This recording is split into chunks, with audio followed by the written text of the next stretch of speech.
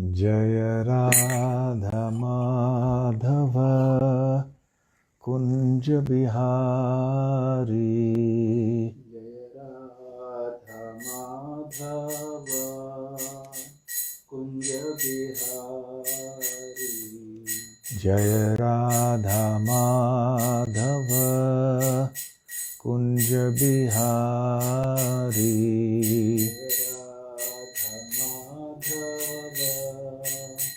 कुंज बिहारी। जय गोपी जन वल्लभ गिरिवरधारी। गोपी जन वल्लभ गिरिवरधारी। जय गोपी जन वल्लभ गिरिवरधारी। गोपी जन वल्लभ गिरिवरधारी। यशोदानंदन ब्रज जन रंजन। यशोदानंदन ब्रज जन रंजन। यशोदानंदन ब्रज जन रंजन। यशोदानंदन ब्रज जन रंजन। यमुना तीरा वनचारी।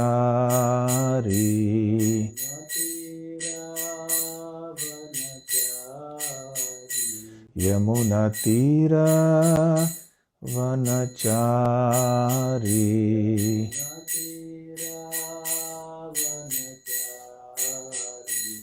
जय राधा माधव कुंज बिहारी।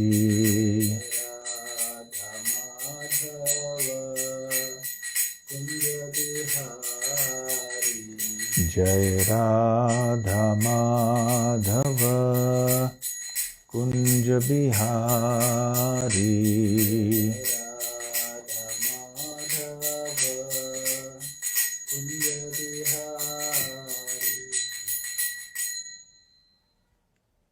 जय ओम विष्णुपाद परमहंस परिव्राजकाचार्य अष्टोत्तर शत।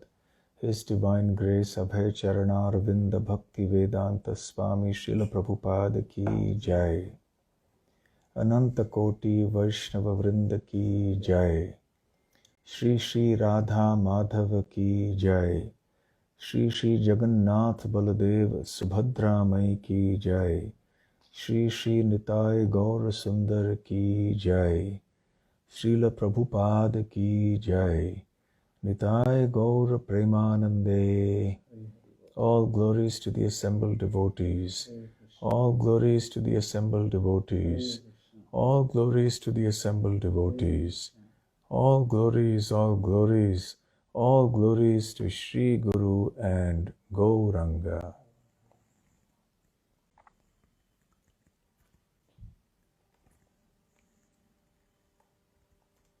Today I will be speaking from Srimad Bhagavatam, since it is your Srimad Bhagavatam class, Canto 5, Chapter 25, Text 10. So those of you who have access to the Srimad Bhagavatam, kindly open Canto 5, Chapter 25, Text 10. If you like, somebody can also post it on the screen. That may make it convenient for everyone.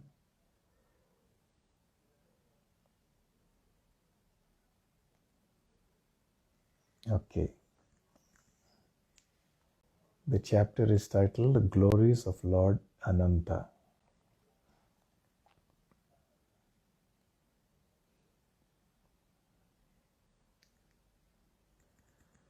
Murtim nah purukripaya babhara sattvam sangshuddham sadasad idam vibhati tatra yallilam mrigapati radade navadyam Adatum svajanamanam syudara viryaha.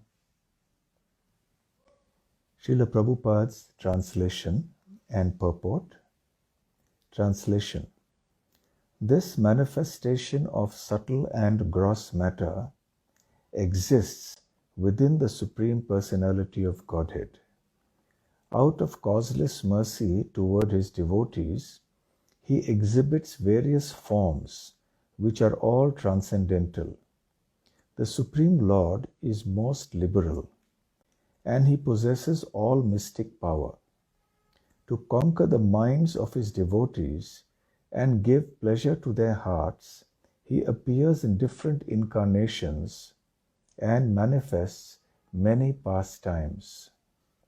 Purport. Srila Jiva Goswami has translated this verse as follows. The Supreme Personality of Godhead is the cause of all causes. It is by his will that gross and subtle ingredients interact. He appears in various incarnations just to please the hearts of his pure devotees. Unquote. For example, the Supreme Lord appeared in the transcendental incarnation of Lord Varaha, the boar, just to please his devotees by lifting the planet Earth from the Garbhodaka ocean.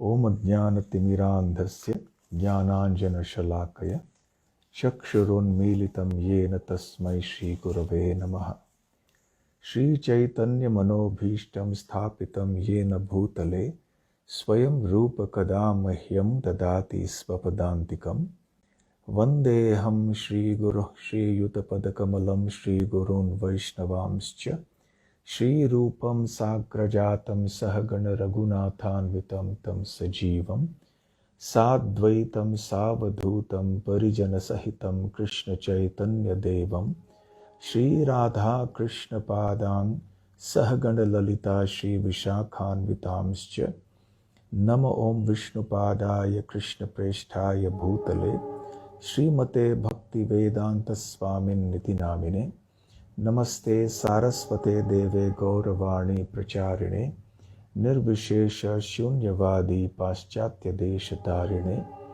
Vancha Kalpatarubhyascha Kripa Sindhubhya Evacha Patitanam Pavanebhyo Vaishnavebhyo Namo Namaha Jai Shri Krishna Chaitanya Prabhu Nityananda Shri Advaita Gadadhar Shivas Adi Gaur Bhakta Vrinda Hare Krishna, Krishna Krishna, Hare Hare, Hare Rama, Rama Rama, Hare Hare.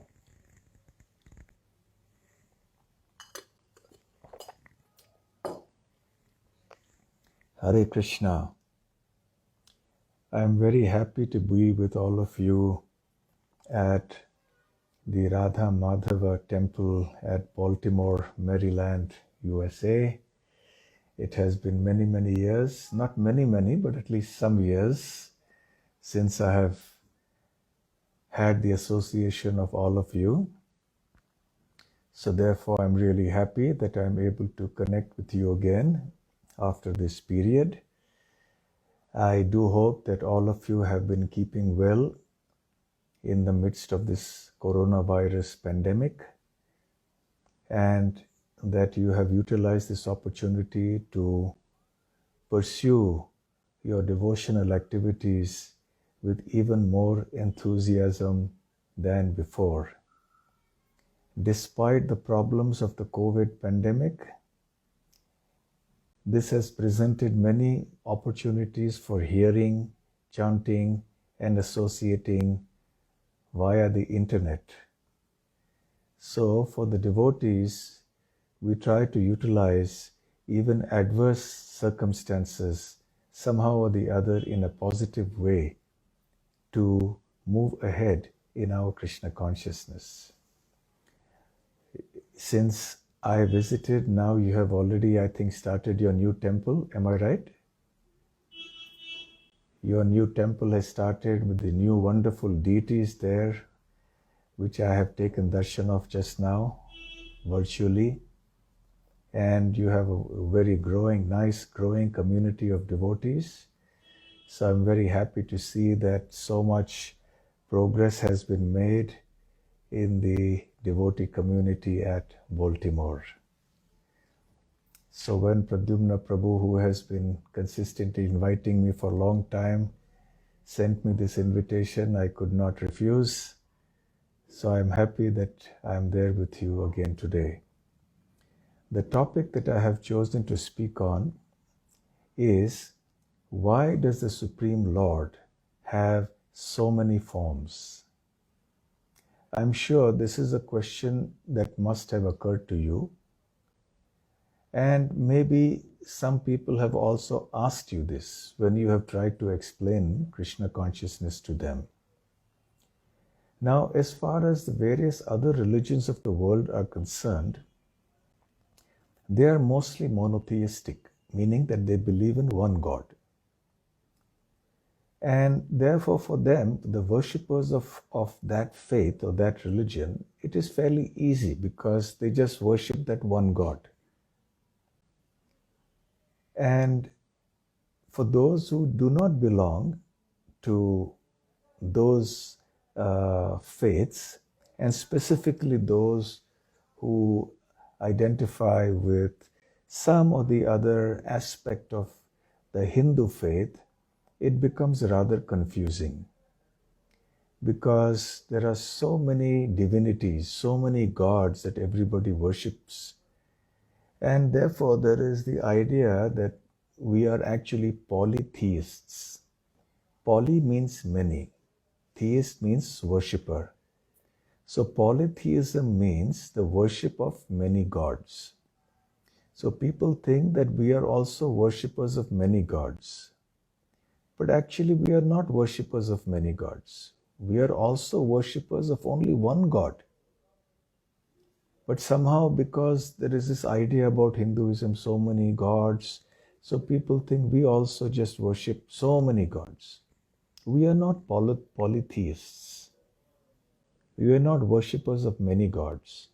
We are worshipper of one God, but we say that that one God expands himself into many forms which are identical with himself. And there are also demigods, and there are other personalities who also have many forms. So because there is no clarity of understanding, therefore people confuse. So the first and most important thing to do in answering this question, that why does the Lord have many forms, is to say that there are two categories. One is the category of the Supreme Lord. And the second is the category of those who are not the Supreme Lord. So in the category of the Supreme Lord, there is Krishna and all his expansions. Lord Ramachandra, Lord Matsya, Lord Kurma, Lord Narayan, and so many other forms of the Lord. They are all God with a capital G. They are all the personality of Godhead. The second category are the forms of those who are not God. So there can be so many categories, subcategories in this. You have the demigods, you have various residents of the higher planets, and there are people who worship human beings as well. If you come to India, you will see in many places people worship, famous politicians or film stars, and they actually set up temples for them. They do arati for them. So, there is so much misunderstanding. So the first thing we have to do is that even though the Vaishnava respects everybody, offers his or her obeisances to everybody, including an ant, but still we must be very clear about who is supreme and who is not supreme. If somebody is not supreme, then we should not claim that that person is supreme. That will be wrong. So we eliminate the second category. So that whole section of personalities which causes the confusion, is eliminated. And then we are left with the first category. But even there is confusion. Somebody may say, okay, we accept that there is, a difference between the Supreme Lord and those who are not the Supreme Lord. But in the first category also, you have so many different forms. Why this confusion? Why not just only Krishna? Why Ram and Matsya, Kurma, Narayan, Vaishnav? This also causes confusion.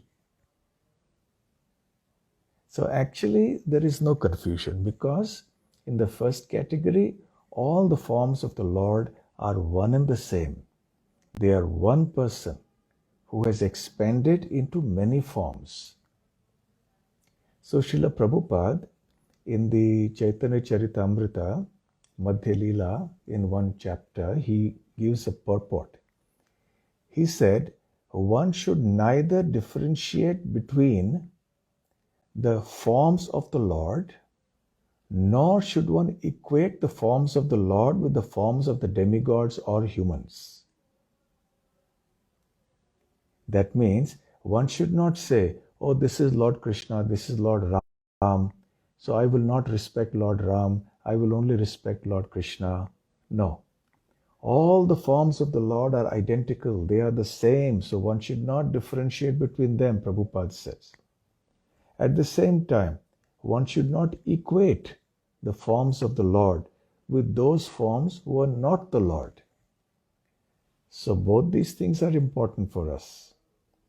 So therefore, the first point in our question, in answering the question, why does the Lord have many forms, is to state that there are two categories, one category of the Supreme Lord, the other category of those who are not the Supreme Lord. So we are speaking only about the first category as the Supreme Lord. So as far as the first category is concerned, where there are many forms of the Supreme Lord, still why? That is also a potential confusion.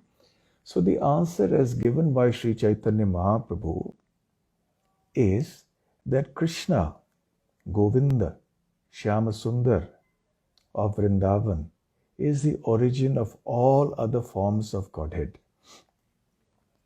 In the Srimad Bhagavatam, in the first canto, in chapter 3, Krishna, the source of all incarnations, it is mentioned that there is a list of about 21 or 22 incarnations of the Supreme Lord. And then there is a mention of numerous other categories like the Manus and so on. And then there is an important verse that is stated there, which I'm sure most of you have heard and perhaps some of you have memorized.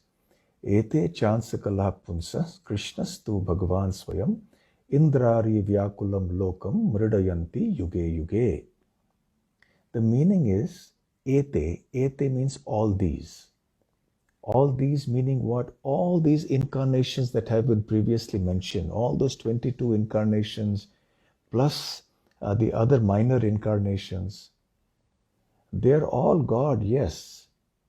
But Krishna is the source of all of them.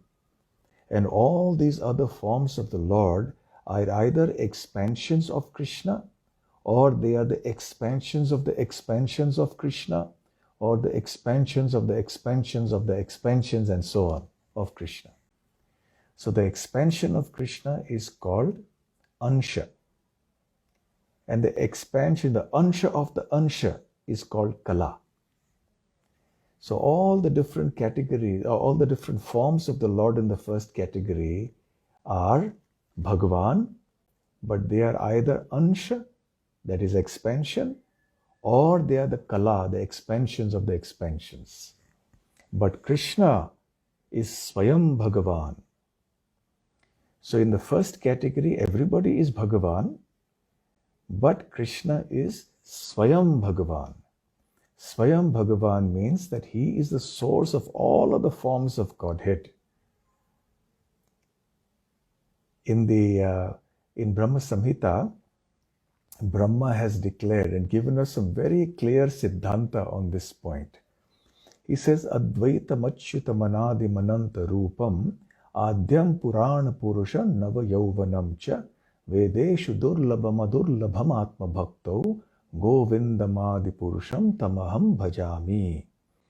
I worship that original personality of Godhead Govinda, who is infallible, who is absolute, who is without a beginning, who is Ananta Rupam. He has many forms. And yet, he still remains the same original Adyam, Purana Purusham, the oldest person, and Navayauvanam. He is always the eternal fresh youth.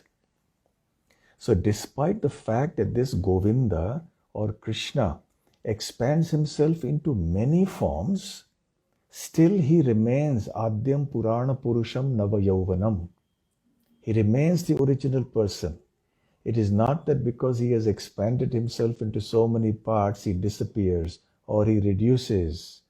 No, he remains the original same Supreme Personality of Godhead. Similarly, Ramadimurti Shukalaniyamena Tishtannanavataram Karod Bhuvaneshu Kintu Krishna Swayam Samabhavat Purusha Paramah Pumanyo Govindamadi Purusham Tamaham Bhajami. Srila Prabhupada gives the translation here in Bhagavad Gita chapter 4 text 5 purport. I worship the Supreme Personality of Godhead Govinda, Krishna, who is always situated in various incarnations such as Ram, Nrsimha, and many such sub-incarnations as well, but who is the original personality of Godhead known as Krishna and who incarnates personally also. So, Lord Brahma is saying here in this verse that Lord Krishna is always eternally situated in his various incarnations, like Ram, Narasimha, etc. But he remains the original personality of Godhead, and he also personally incarnates from time to time. And then Prabhupada explains in this purport that there is, in the Vedas, it is said that there is a very rare precious stone, which is called Vaidurya.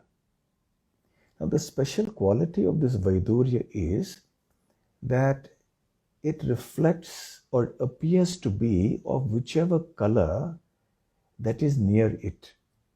If you place it near a blue cloth, this will appear blue. If you place it near yellow cloth, it will appear yellow. Sometimes it may display several colors at the same time, like yellow, blue. It may appear different colors. The different facets of that stone may appear differently colored. So in the same way, Srila Prabhupada explains, although the Lord is one without a second, he manifests himself in innumerable forms, just like the Vaidurya stone, which changes color, yet still remains one. All those multiforms are understood by the pure unalloyed devotees. But this is not understood by those who simply study the Vedas without rendering devotional service. So in this way, we see that the Lord has actually many, many forms, but the original form is Krishna. Similarly, in the 10th canto, in the 40th chapter, text 7, the great devotee Akrura says, Yajanti tvan mayah tvam vai bahumurti ekamurtikam. He says, while praying to Krishna, that there are great devotees who worship Yajanti tvam. They worship you, O Krishna. How do they worship you? Tvan mayaha. With their thoughts, with their minds full with thoughts of you. Tvam mayaha tvam vai. So they worship you with their mind which is full of thoughts of you as the one Supreme Personality of Godhead, Ekamurtikam, but who has manifested in many forms, Bahumurti. Bahumurti Ekamurtikam. So the great devotees of the Lord, their minds are always filled with loving thoughts of you. They worship you as that one Supreme Lord who manifests himself in many different forms. So therefore we understand that the Supreme Personality of Godhead is one originally. He manifests himself as in many forms, each of which is identical with him. So it is not correct to say that there are many gods. There is one God who manifests himself in many forms, each of which is equally the same Supreme Personality of Godhead.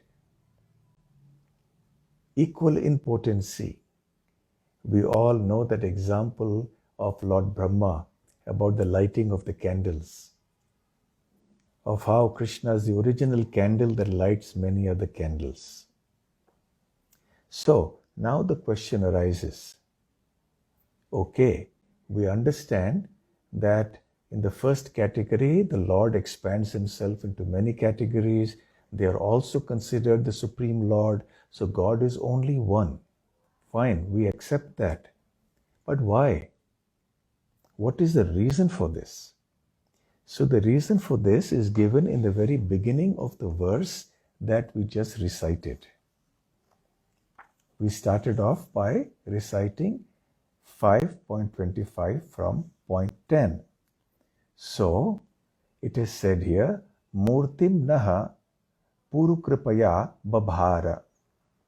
Murtim refers to the many forms of the Supreme Personality of Godhead. Naha means to us, the devotees are speaking. Babhara. Murtim Naha Babhara. So the Supreme Lord, oh, you manifest, you exhibit many forms. Why? Puru Kripaya, out of great mercy upon us. So why does the Lord exhibit many forms? Number one, out of great mercy for his devotees. And why is it a great mercy for the devotees? In what way is he actually giving mercy? The last line of the verse says, Adatum Swajana Manamsi. To conquer the mind, Swajana Mana Anshi, Manamsi. Swajana means the dear devotees of the Lord. So the Lord manifests himself in many forms to conquer the hearts of his devotees. And Jiva Goswami says in the purport, as I read here, that just to please the hearts of his pure devotees.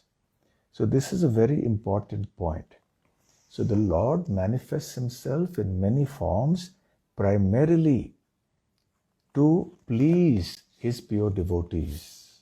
This is the main reason for the Lord appearing in many forms. Okay, so we may say, fine, that is also accepted. We accept that the Lord manifests himself into many forms identical with himself to please the pure devotees. But why should the Lord appearing in many forms please the pure devotees? Why can't they just be satisfied with only Krishna? Why do the devotees need so many forms? It is so easy if Krishna is just one and all the devotees just love Krishna in Vrindavan and everything is easy. But then there is Ramachandra in Ayodhya, there is Krishna in Dwaraka, there is Narasimha. So why the devotees need to have all these different forms to be pleased? The answer is that each entity, each jiva is a unique entity. Each jiva has minute independence, and each jiva has the freedom to love Krishna according to his or her choice, according to his or her mentality. Every jiva has a different individuality, a different personality, different mentality, different propensities, different likes and dislikes, different natures. And we see that in a reflected form, in a perverted form, even in the material world. To give a very simple example, Somebody likes mango, somebody likes apple more. Now, why does somebody like apple? It's there. That's his nature. He likes apple more than he likes mango. So even in this material world, we see that different people are of different natures and likes and dislikes, different mentalities. So to understand this point better, we need to understand the term rasa. Now all of you are familiar with this term ras. Yes? Because we have dasya ras, we have sakya ras, we have vatsalya ras, right? Madhurya ras. So we have all these rasa. Srila Prabhupada explains in Nectar of Devotion that ras refers to some kind of pleasure that we derive from some activity, or it is the force that impels us to do a particular activity. So this is the perverted or material sphere of things. But in the spiritual realm, there is transcendental rasa. There is spiritual rasa. And by loving the Lord in different ways, in different forms, you can relish different rasas. So I'll just read one small portion of Srila Prabhupada's statements in Nectar of Devotion at the end of chapter 4. He says, a devotee who is attached to a particular form of the Lord does not wish to redirect his devotion to other forms. For example, Hanuman, the devotee of Lord Ramachandra, knew that there is no difference between Lord Ramachandra and Lord Narayan, and yet he still wanted to render service only unto Lord Ramachandra. That is due to the specific attraction of a particular devotee. There are many, many forms of the Lord, but Krishna is still the original form. So you see, the example of Hanuman is very interesting for all of us. So Hanuman, as Prabhupada mentions here, he knows very well that Lord Ramachandra, Lord Krishna, Lord Narayan, Lord Nrsimha are all the same personality. But if you ask Hanuman, you please worship Lord Krishna in Vrindavan, you worship Lord Ramachandra in Ayodhya, you worship Lord Narayan in Vaikuntha, or Lord Narasimhadev, Hanuman will say, my due respects to these personalities, but my heart is for Lord Ramachandra. So that is his mentality, that is his rasa, that is his bhava, his mood, his permanent state of devotion to Lord Ramachandra. He worships the Supreme Lord in a particular mood, in a particular form. Any other form of the Lord will not attract him. Why? That is his nature. Because he is a unique individual. So for him, he prefers the Lord in that particular form. So he will not worship any other form as his beloved. So we see that Hanuman also appeared as Murari Gupta in Chaitanya Leela. And even though Lord Chaitanya tried to preach to him, give him philosophy that, look, Krishna is the Supreme Personality of Godhead. And, Ramachandra is his expansion. Krishna is the most, the best relisher of all the transcendental rasas. The rasa that is mellow, experienced in Vrindavan is incomparable. So he gave all the philosophy to him. But Hanuman's heart was set on Murari Gupta's heart was set on Lord Ramachandra. He could not change. Finally, Lord Chaitanya Mahaprabhu became very pleased with his devotion to Lord Ramachandra. And he said, you are a genuine devotee. Similarly, Rupa Goswami and Sanatan Goswami had a younger brother called Anupam or Vallabh. And he was also a great devotee of Lord Ramachandra. So both the devotees would preach to Anupam, come on, you must now worship Lord Krishna. And they explained so much about the mellow of Vrindavan and so on and so forth. And because he respected and loved his older brother so much, finally he said, all right, I will worship Lord Krishna of Vrindavan. And then next day again he came. He said, I want to commit suicide. He said, what happened? He said, because when I started worshipping Krishna, then I started thinking, oh, I have sold my head at the feet of Lord Ramachandra, and now I have to give him up and worship Lord Krishna, and I'm feeling so guilty that I have given up my Lord. So therefore I see no other way for me except to commit suicide. On one hand are your instructions which I cannot disobey, and the other hand my heart which cannot give up the worship of Lord Ramachandra. So I'm in a very difficult predicament. So I better give up my life. Of course, Anupam or Vallabh very well knew the Siddhanta, the philosophy, that there is no difference between Lord Ramachandra and Krishna Vrindavan. They are the same person.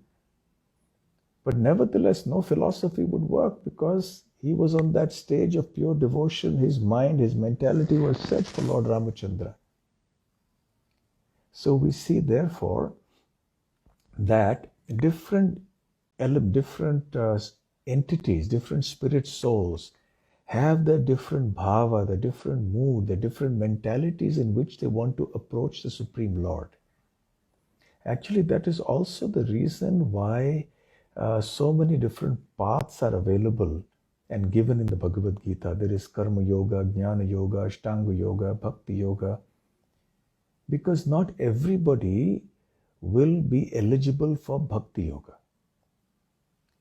There is something called adhikar or eligibility. So different people have their own spiritual history coming from millions of lives in the past.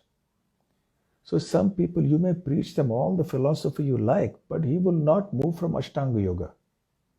He will not stop his doing his yoga abhyas and his practices like that.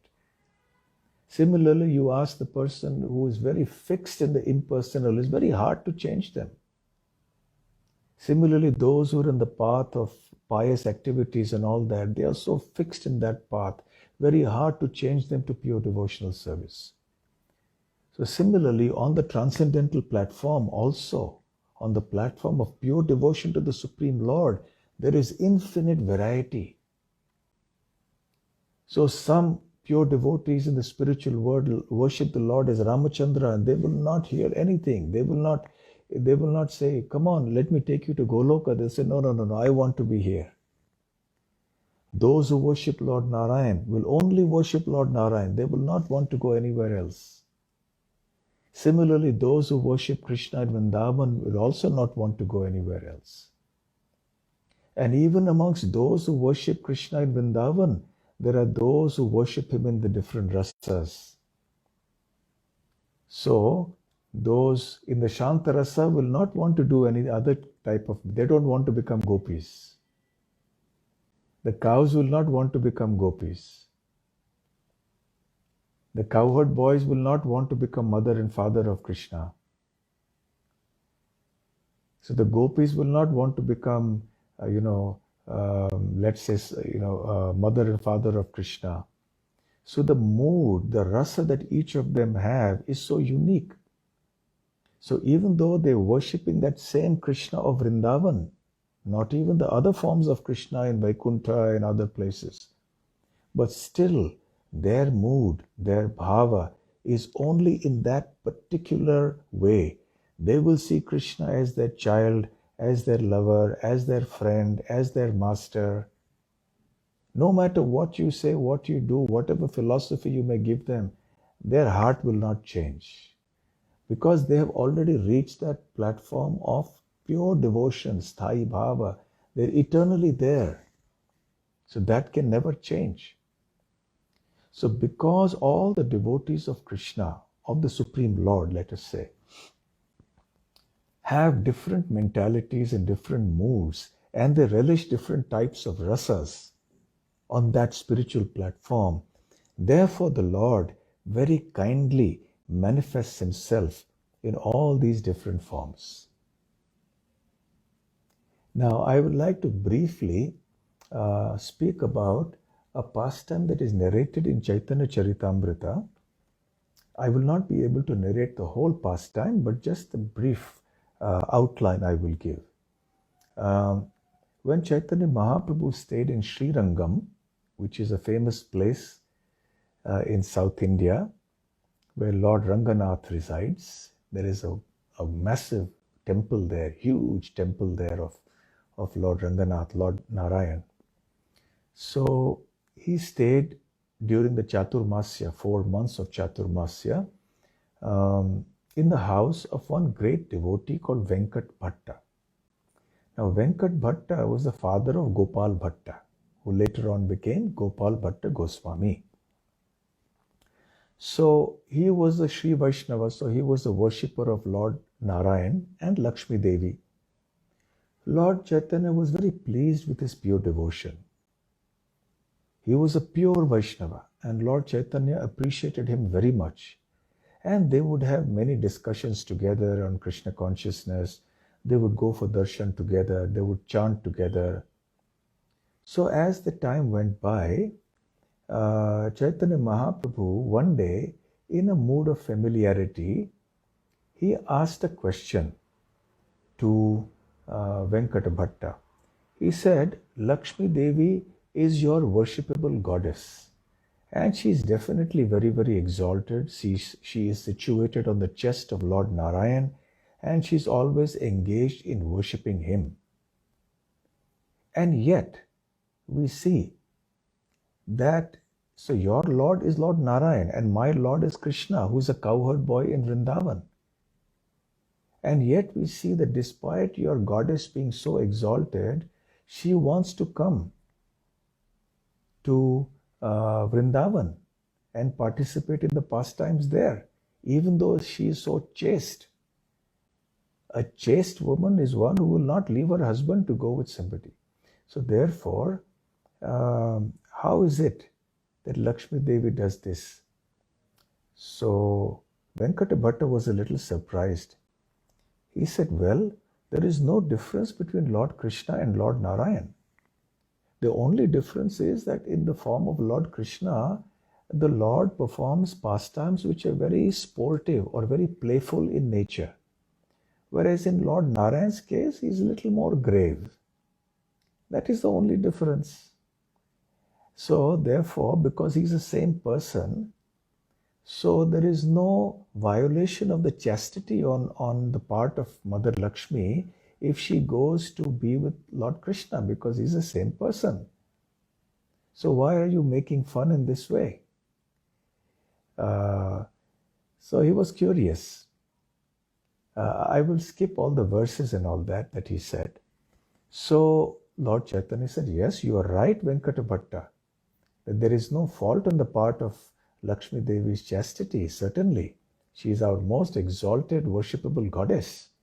But still the point is that she performed austerities for a long time and still was unsuccessful to enter into the Rasa Leela of Krishna in Vrindavan. So what is the reason for that?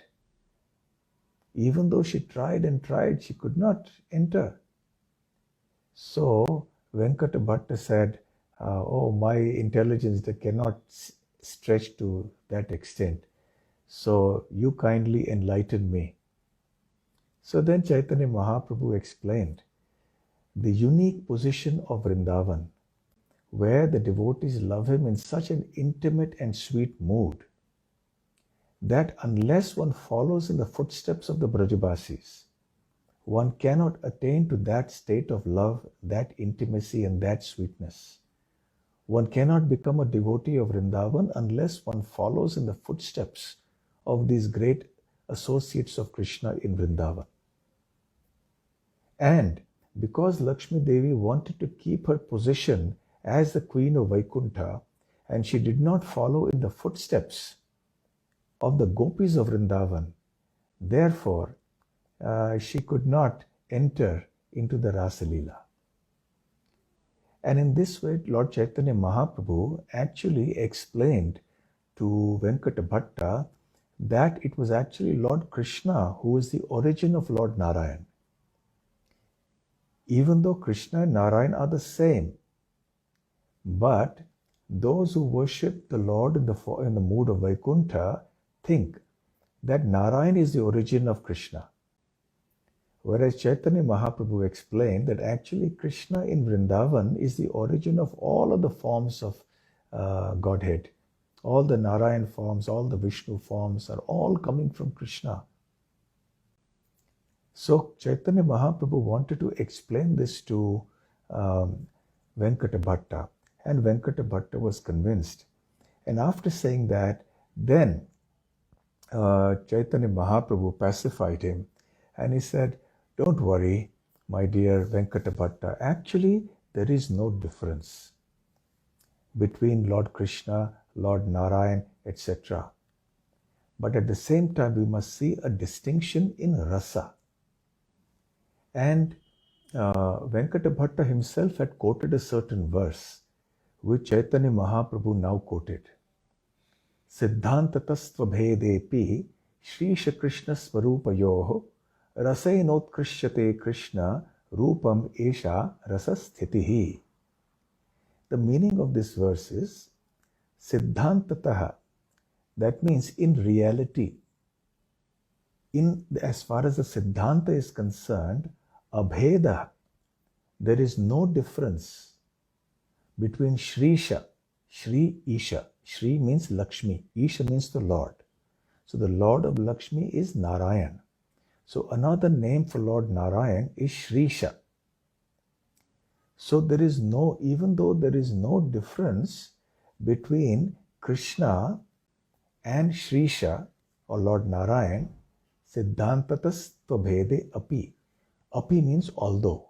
So although there is no difference in Siddhanta, in Tattva, between Krishna and Lord Narayan, still Rasena, in terms of rasa, in terms of transcendental mellow, Utkrishyate Krishna Rupam. So Lord Krishna is superior to Lord Narayan in terms of the rasa, in terms of the mellow. Esha rasasthitihi. So Krishna is always situated in that transcendental rasa.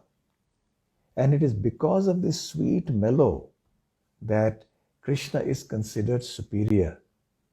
Although he is one and the same, and we should not differentiate, but in rasa we can see a distinction. And then Chaitanya Mahaprabhu explained further, and he quoted another verse.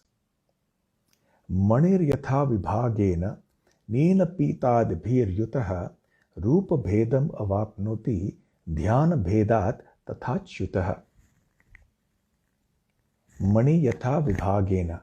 The mani here, mani means a gem. So the gem here refers to the Vaidurya mani, which I referred to earlier on in the talk.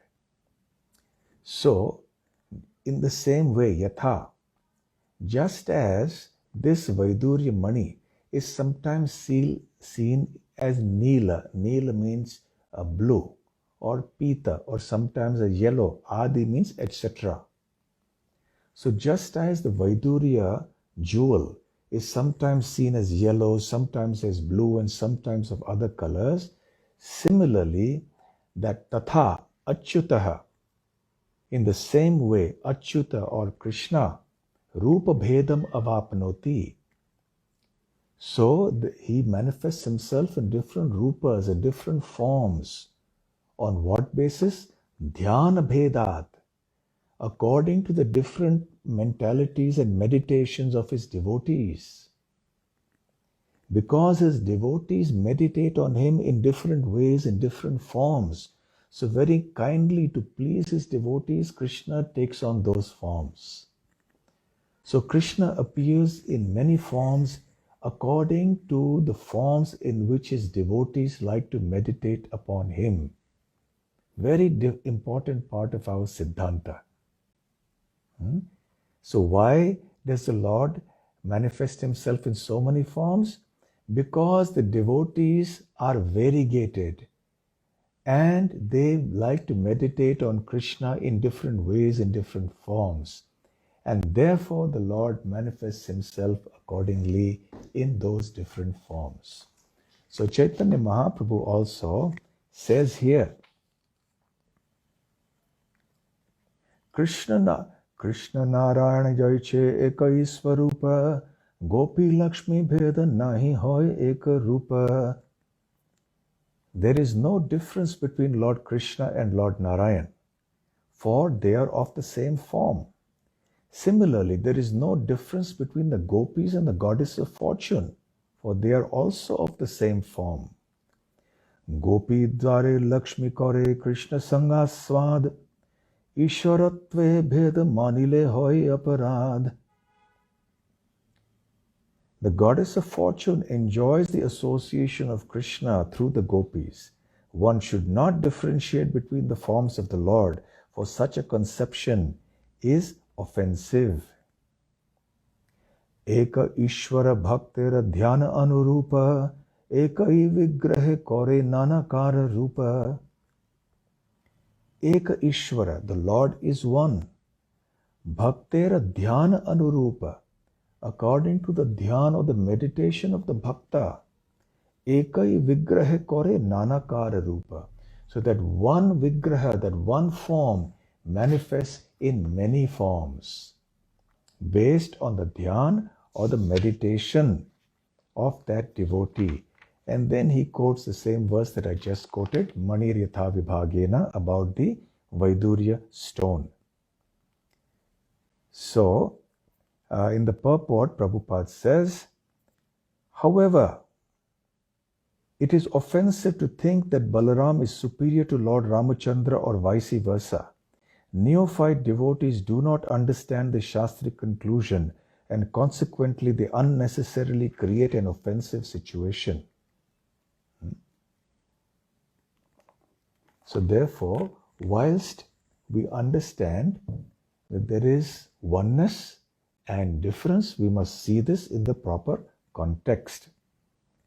So essentially, then the conclusion is that the reason for the Lord's manifesting himself in many forms is to reciprocate with the varying moods and the types of meditations that his devotees have. Ye yatha mam prapadyante tams tathaiva bhajamyaham. In Bhagavad Gita, Krishna says that as the devotees wish to approach me or relate to me, I relate to them accordingly. So because Hanuman wants to see the Lord in a particular way, then the Lord appears as Ramachandra. So each of the devotees have their worshipable, their meditation, fulfilled because the Lord appears in their form, in the form that is most dear to their hearts. And that is called Ishtadeva. Ishtadeva means one who is very dear to the heart. That form of the Lord who is very, very dear to a particular devotee. So this is an important conclusion. And I'll conclude the lecture with another reason why the Lord appears in different forms. And I'll just say this very briefly. Again, we come to Akrura and his prayers. Akrura says in the 40th chapter of the 10th canto, in the 16th verse, he says, Yani yani ha rupani kridanartham bibharshihi. Yani yani means whichever, various forms. Rupani means the different forms. Yani yani hi rupani. Bibharshi, which means the Lord manifests different forms. Kridana artham.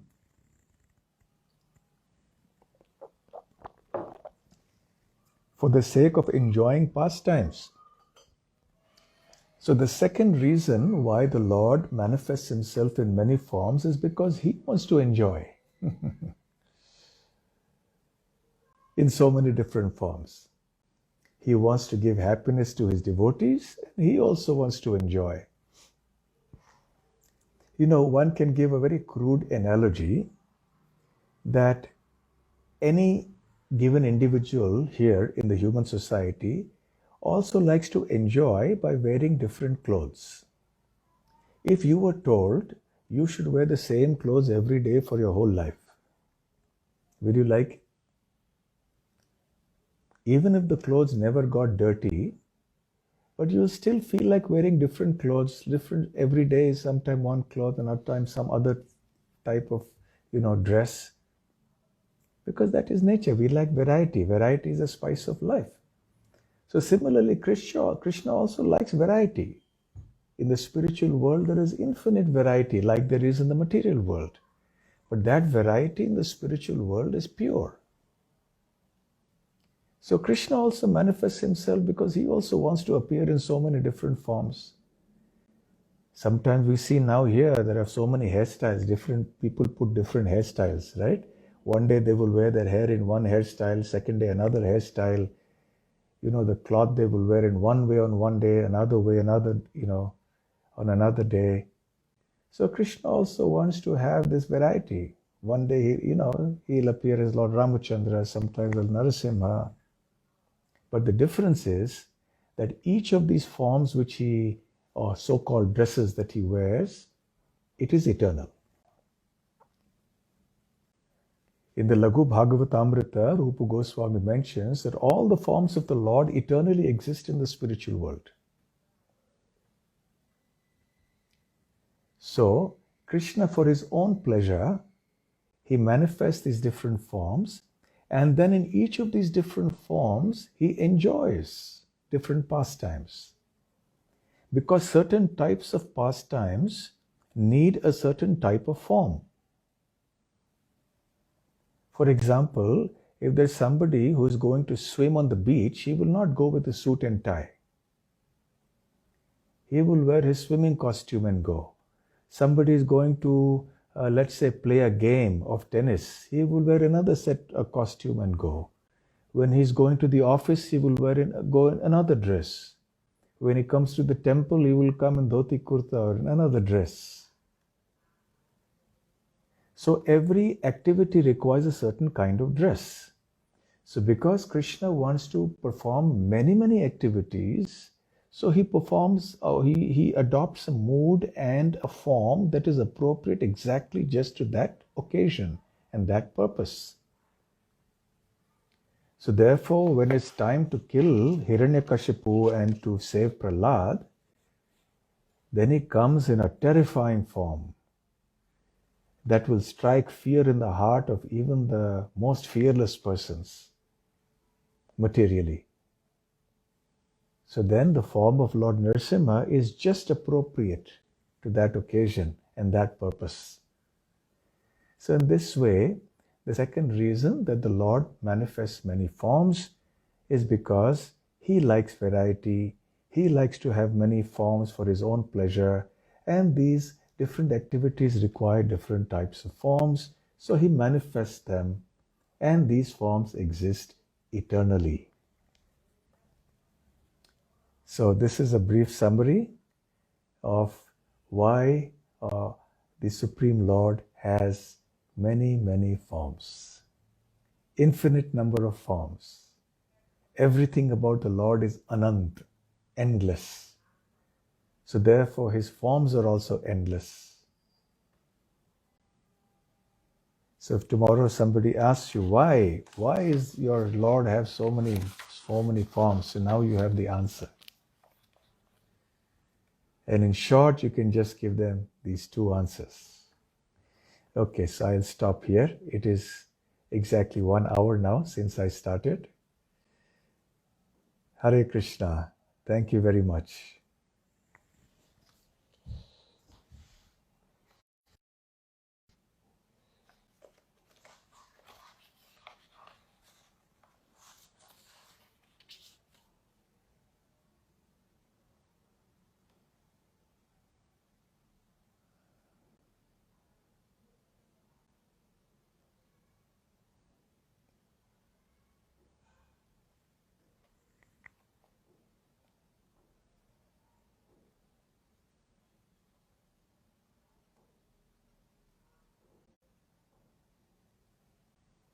So we are not aware, because that is revealed only at a very, very advanced stage of Krishna consciousness.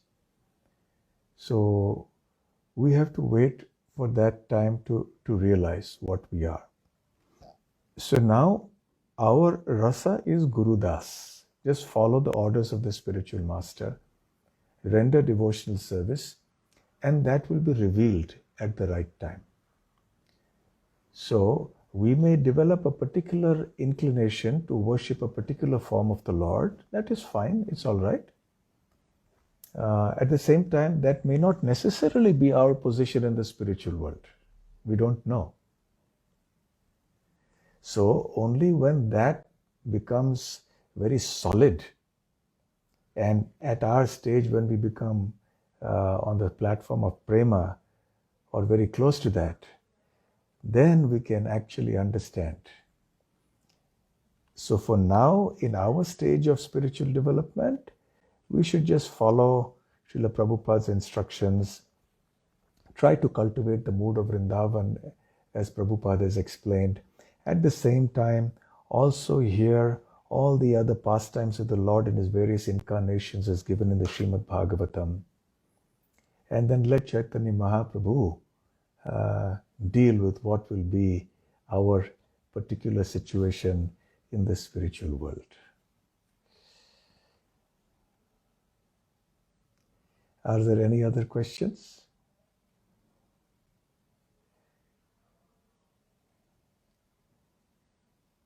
Yes, please ask.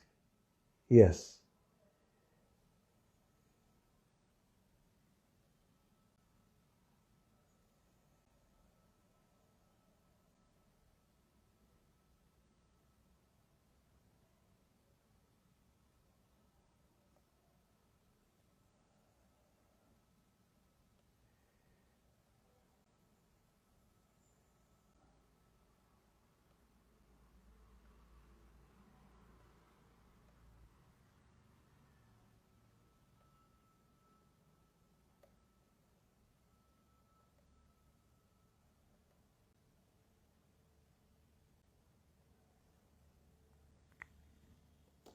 Differentiate between a Lord Vishnu, Lord Brahma, or me, and that's why I worship a devotee like you, Lord Shiva had said. So, are they one? Okay. So your question is that we spoke of category 1, which is the forms of the Supreme Lord, and category 2, the forms of those who are not the Supreme Lord. So the question is, where do Lord Shiva and Lord Brahma come in? Because in the Srimad Bhagavatam, there are so many verses that speak about Lord Shiva and Brahma in category 1 or 2. The answer is they are in category 2. But even in category 2, there are levels and levels. And at the highest level is Lord Shiva. Actually, you could put Lord Shiva in a separate category between category 1 and category 2. Because he's very close to category 1. Nobody can get closer to category 1 than Lord Shiva, but he's not quite there. So he's not in category 1 because he's not a jiva. And he's not in category 2 because he's not in category 1 because he's not the Bhagavan, he's not the Supreme Personality of Godhead. And he's not in category 2 because he's not a jiva. So he is in a category by himself called Shiva Tattva. Category 1 is Vishnu Tattva. Category 2 is Jiva Tattva. So Lord Shiva is Shiva Tattva, who is actually in between category 1 and category 2, very close to category 1. As far as Lord Brahma is concerned, he is in category 1 as a jiva. More often than not, Lord Brahma is always a jiva. In very, very rare circumstances, the Lord himself may take on the position of Brahma when there is no suitable jiva available. But otherwise, Brahma is a jiva. He is the most evolved jiva, but still he is in category 1.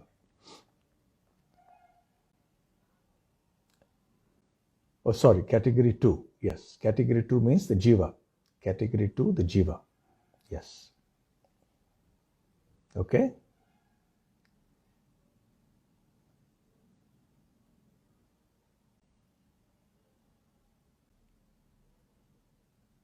Hare Krishna. Thank you. Any other question? Yes, I think Advaita Acharya Prabhu has raised his hand. You may please ask. Yes.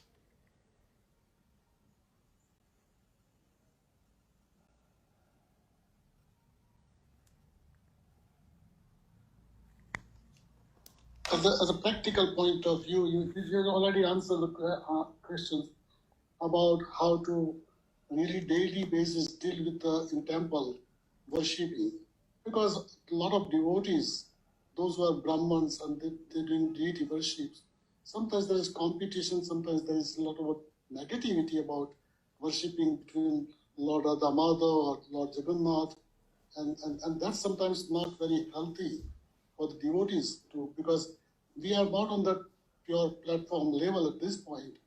And so somebody has more affinity for particular deities, but we should not really differentiate in a sense that you could cut down or downgrade other deities. Is it, can you explain about those situations that a lot of devotees dealing on a daily basis in temple worship? Okay, so your question is that for devotees who worship the deities on a daily basis, should they distinguish between the deities in the manner of how they deal with the deities? No, they should not. Definitely not. They should be very careful to avoid any form of aparadh to the deities. The deities must be served with love, with devotion, with care, and above all, with due respect. Srila Prabhupada explained that the deities in a temple, even if they're Radha Krishna, are usually worshipped in the mood of Lakshmi Narayan, because there is a certain degree of rules and regulations which have to be followed. On the spontaneous platform of Vrindavan, there is not much inhibition or restriction due to rules and regulations.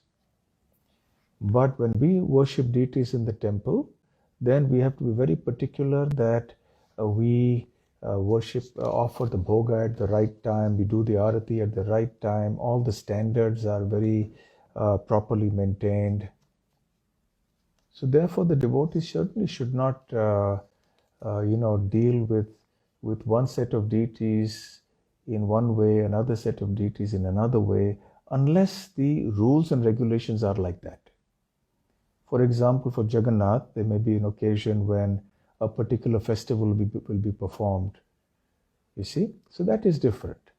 But as far as the regular worship is concerned, we must do it all equally with equal devotion and care.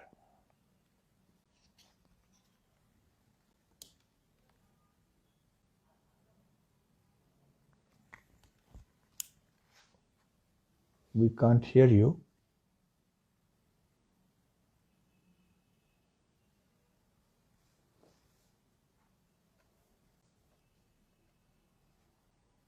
We can't hear you.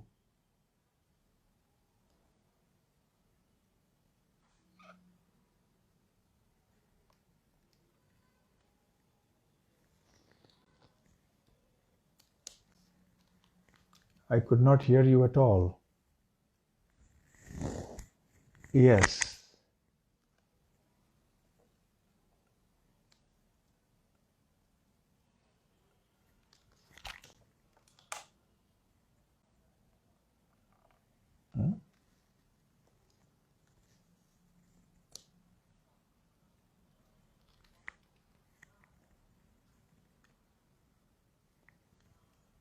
Should the devotees discriminate between the deities? In what way?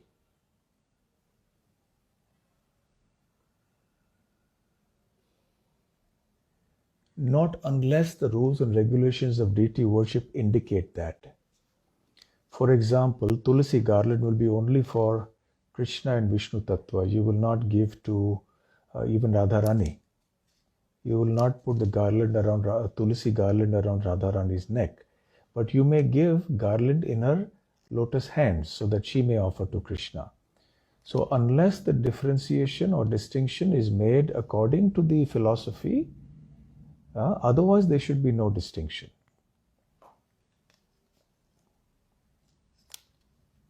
Okay, fine. So I think we will stop here. And I'm very happy once again that I could be with all of you today. Hare Krishna. Hare Krishna. Hare Krishna. Hare Krishna.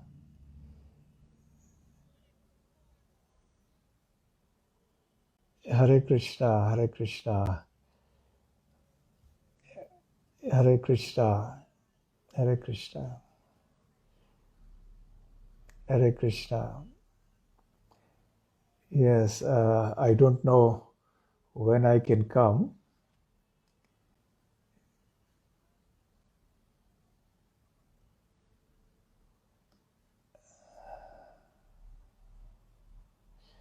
Yes, it is my pleasure, and I'm always happy being with all of you. I have very fond memories of my visits to your temple. I have come there on, I think, twice or thrice before. So I'm very happy on my previous visits, and if Krishna wills, I may be able to come at some point in the future, but I'm not sure about that now.